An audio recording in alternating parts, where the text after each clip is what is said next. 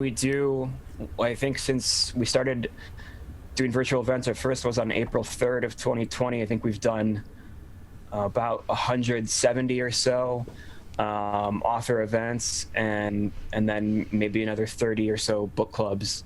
And when I run our author events on Zoom every night on weeknights, I will see in the attendee room of the webinar a lot of familiar names of customers and of folks who long attended our in-store events.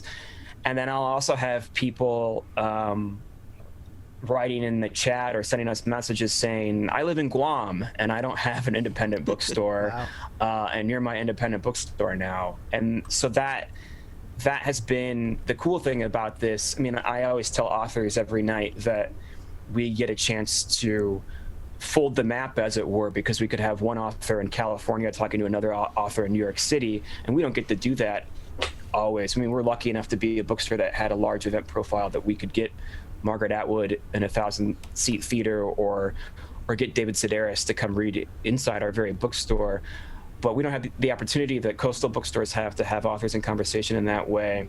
And so that's been new too. But the response has been the same, which is that our community is tuning in, and like I said, we get a chance to expand that community nationwide, and that's cool too. And I think other bookstores are doing that as well, and that's what really heartens me is not just how Literati can get its name out there for any people who, once we're able to travel again, might be coming through Ann Arbor or bringing their kids to visit the University of Michigan, is that people can learn about other bookstores and other communities, because there's a lot of great bookstores out there, and they're struggling to stay alive right now and doing things exactly what Literati is doing. And so, yeah, it's a crowded marketplace of virtual events, but the fact that we all get to sort of distinguish ourselves and make ourselves known to wider audiences, I think is sort of a rising tide that raises all ships.